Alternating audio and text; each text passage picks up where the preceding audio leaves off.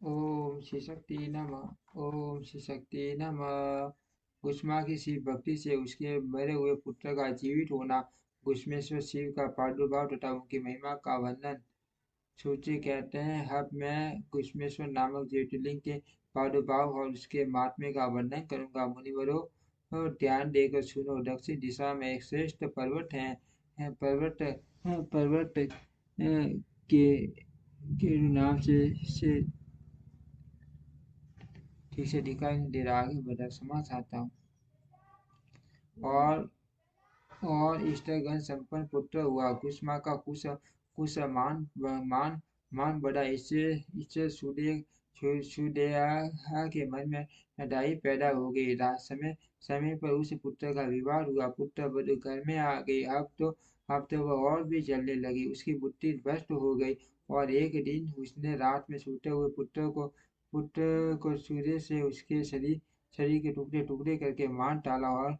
और कटे हुए वह उसी तालाब में ले जाकर डाल दिया, जहाँ जहाँ कुसुमा प्रतिदिन पार्टी लिंगों का विसर्जन करती थी। पुत्र के अंगों को अंगों को उस तालाब में फेंक कर वह लौट आई और घर में सुखपूर्वक सो गई। कुसुमा सवेरे उठकर प्रतिदिन का पूजनादि कर्म करने लगी। श्रेष्ठ ब्राह्मण सुधर्मा स्वयं भी नित्य नित्य कर्म में लग गए। इसी समय उनकी ज्येष्ठ पत्नी सूर्य भी उठी और बड़े आनंद से घर के काम काज करने लगी, क्योंकि उसके हत्थे में पहले जो ईर्ष्या की आग जलती थी वह अब बुझ गई थी। प्रातःकाल जब बहू ने उठकर पत्नी की सैया को देखा पति की सैया को देखा तो वह खून से भीगी दिखाई दी और उस पर शरीर के कुछ टुकड़े दृष्टिगोचर हुए। इससे उसको बड़ा दुख हुआ। उसने सास कुसुमा के पास जाकर निवेदन किया, उत्तम व्रत का पालन करने वाली आए, आपके पुत्र कहाँ गए? उनकी सैया रक्त से भीगी हुई है और उस पर शरीर के कुछ टुकड़े दिखाई देते हैं। हाय, मैं मारी गई। ये दुष्ट कर्म किया? किसने ये दुष्कर्म किया? ऐसा कहकर वह बेटे की प्रिय पत्नी भांति भांति वरुण विलाप करते हुए रोने लगी। मधु मधु मधु माँ की बड़ी पत्नी सुदेव भी उस समय हाय हाय हाय मैं मारी गई ऐसा कहकर दुख में डूब गई। उसने ऊपर से तो दुख किया, किंतु मन ही मन वह हर्ष से भरी हुई थी। कुसुमा भी उस समय उस वधु के दुख को सुनकर अपने नित्य पाती पूजन के व्रत में विचलित नहीं हुई। उसका मन बेटे को देखने के लिए तनिक भी उत्सुक नहीं हुआ। उसके पति की भी ऐसी ही अवस्था थी कि जब तक नित्य नियम पूरा नहीं हुआ तब तक उन्हें दूसरी किसी बात की चिंता नहीं हुई। दोपहर दोपहर को पूजन समाप्त होने पर कुसुमा ने अपने पुत्र की भयंकर शाप और दृष्टिपात किया, तथापि उसने मन में किंचित मात्र भी दुख नहीं माना। वह सोचने लगी, जिन्होंने ये बेटा दिया था वे ही इसकी रक्षा करेंगे। वे भक्त प्रिय कहलाते हैं, काल के भी काल हैं और सत्पुरुषों के आश्रय हैं। एकमात्र वे प्रभु सर्वेश्वर शंभु ही हमारे रक्षक है। वे माला गुथने वाले पुरुष की भांति जिनको जिनको जोड़ते हैं उनको अलग भी करते हैं। अत अत अब मेरे चिंता करने से क्या होगा? इस तत्व का निश्चय करके उसने शिव के भरोसे धैर्य धारण किया और उस समस्त दुख का अनुभव नहीं किया। वह पुनः व्रत पार्थिव शिवलिंग लेकर इस स्वस्थ सिर से शिव के नामों का उच्चारण करते हुए उस तालाब के किनारे गई। उन पार्थिव लिंगों को तालाब में डालकर जब वह लौटने लगी तो उसे अपना पुत्र ऋषि तालाब के किनारे खड़ा दिखाई दिया। सूची कहते हैं, ब्राह्मणों, उस समय वहां पुत्र को जीवित देखकर उसकी माता कुसुमा को न तो हर्ष हुआ और न विषाद। वह पूर्ववत स्वस्थ बनी रही।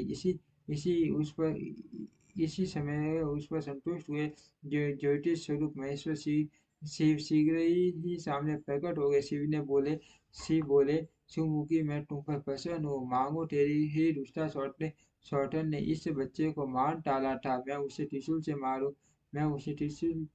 मारूंगा। सूची कहते हैं, तुम कुछ माने शिव को प्रणाम प्रणाम करो। उस समय है यह वर मांगा नाथ, ये सूर्य मेरी बड़ी बड़ी है हट, आपको इसकी रक्षा करनी चाहिए। शिव बोले, उसने तो बड़ा भारी उपकार किया, तुम उस पर उपकार क्यों क्यों तुम तुम उस पर उपकार क्यों करती हो? उसने तो बड़ा भारी अपकार किया है, तुम उस पर उपकार क्यों करती हो? दुष्ट कर्म करने के मुझे तो मार डालने के ही योग्य हैं।